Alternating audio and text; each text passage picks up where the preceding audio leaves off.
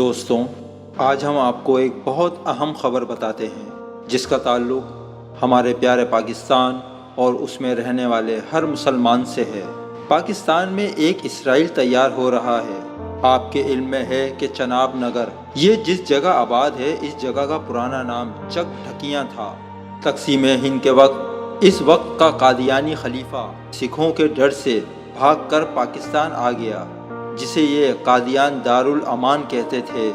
تو سر ظفر اللہ خان کی کوششوں سے اس جگہ قادیانی جماعت کے لیے بنیادی طور پر مبلغ 12,000 روپے کے عوض 1034 ایکڑ زمین کی لیز مورخہ 11 جون 1948 کو پاس کی گئی۔ اس وقت اس جگہ کا نام ربوہ رکھا گیا۔ یہاں باقاعدہ قادیانی آباد کاری کا افتتاح مورخہ 20 ستمبر 1948 کو ہوا۔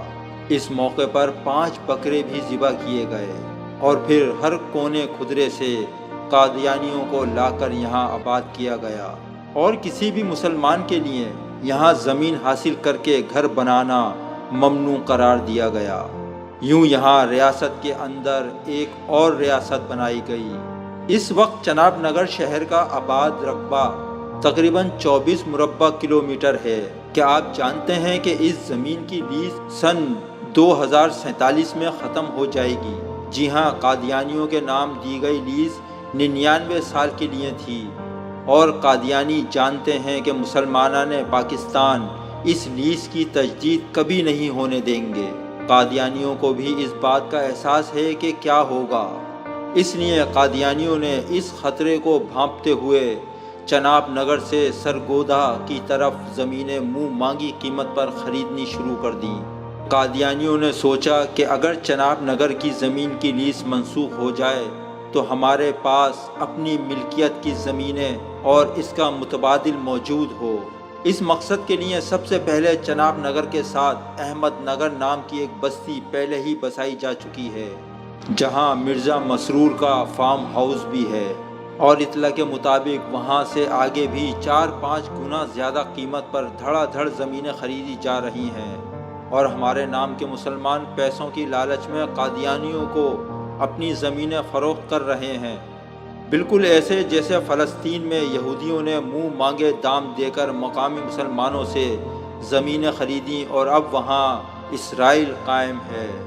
اطلاعات کے مطابق قادیانی سرگودا کی حدود تک پہنچ چکے ہیں، اور قادیانیوں نے اس شہر کا نام احمد نگر رکھا ہے، اس لیے یہ بستی سب سے پہلے قائم کی گئی ہے۔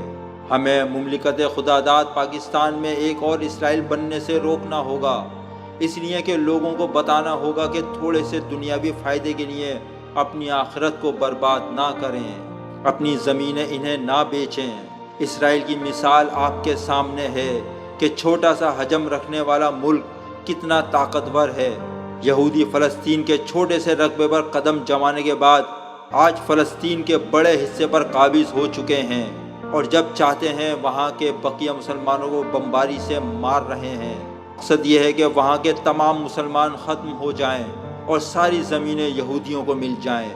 میرے خیال میں یہی فارمولہ پاکستان میں بھی اپنایا گیا اور اپنایا جا رہا ہے۔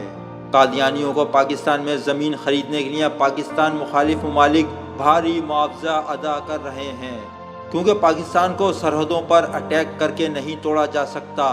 وہاں ہمارے جوان، ہماری فوج ہماری حفاظت کے لیے سیسا پلائی دیوار بنی ہے، لہذا مسلمانوں کی تاریخ دیکھتے ہوئے انہیں اندر سے توڑنے کا فارمولہ اپنایا جاتا ہے، اور قادیانی وہی اپنا رہے ہیں، کیونکہ مسلمانوں کو جب بھی شکست ہوئی تو ان کے اندر چھپے غداروں کی وجہ سے ہوئی۔ خدا را اب بھی اپنی آنکھیں کھولیں اور اس ویڈیو کو شیئر کریں تاکہ زیادہ سے زیادہ مسلمان اس سچ کو سن سکیں اور دیکھ سکیں۔